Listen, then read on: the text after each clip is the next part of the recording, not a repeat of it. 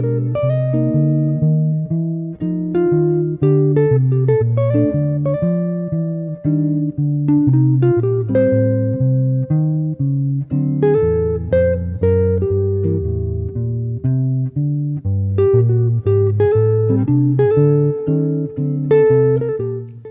and welcome to this jazz guitar lesson. I'm Chris Whiteman and thanks for joining me.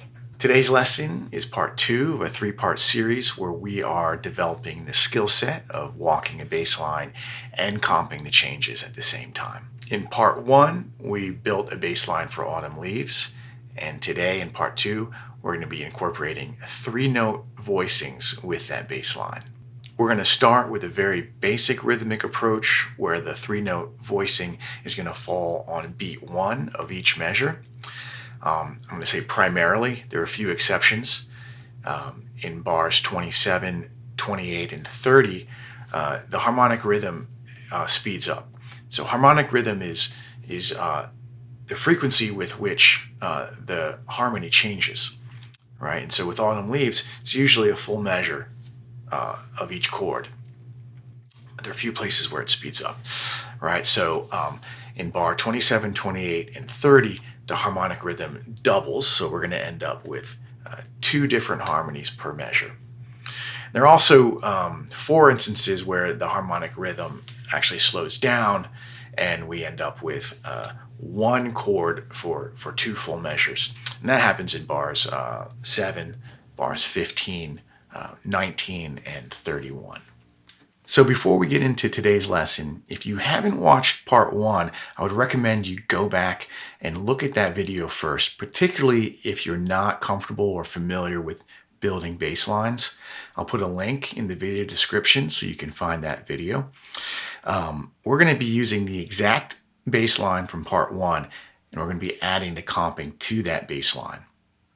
All right, so let's look at how I'm going to add the comping to that bass line. So the first harmony is C minor 7, and the voicing I'm using is going to be C, B flat, and E flat, right? So often referred to as a shell voicing, root, flat 7, flat 3rd. This is often how I will play this chord if I'm comping. Sometimes I'll play 2, 3, 4. In this case, because of the way the bass line is moving from part 1, I'm going to refinger the C minor 7 like this. So I'm just going to bar. I have C, B flat, and E flat. So what this is going to do is allow me to sustain the harmony while I add the bass movement. And then that takes me right into my next chord, which is F7. Right? Again, another shell voicing. This time it's F, A, and E flat, my root, my 3rd, and my flat 7. So a shell voicing with a 6-string root is going to have a root, a 7th, and a 3rd. And then a shell voicing on the 5th string root is going to have a root, a 3rd, and a 7th. So the 3rd and the 7th invert depending on what string the bass note is on. So what's going on in my right hand is I'm always going to be using the thumb for all of the bass, either the bass of the chord or the bass line. Always thumb. And then for the addition of the 2 notes for the harmony, it's always going to be my index in my middle, right? So thumb, index, middle. Thumb, index, middle, right? So that's the general mechanics of the right hand. The left hand, we're using the same bass line from part 1, and we're just going to be grabbing the shell voicings on beat 1 of each measure, primarily, with the exceptions that I noted earlier. All right, so let's look at the exercise that I put together that incorporates the bass line and the shell voicings.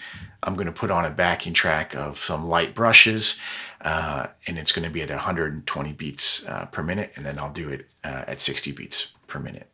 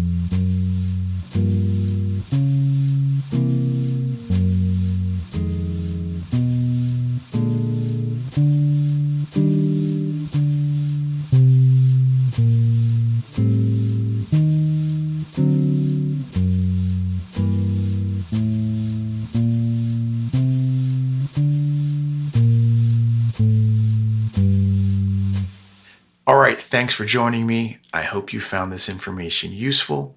I'll be following this up with part 3 in the near future. And in part 3, we're going to be adding syncopation to the harmony. So instead of the chords falling on the downbeat with the bass line, we're going to offset it, either anticipate it, and 1, 2, or we're going to delay it, 1 and 2, 3. And that's going to add some nice rhythmic variety to your comping. So I'll see you next time. Thanks.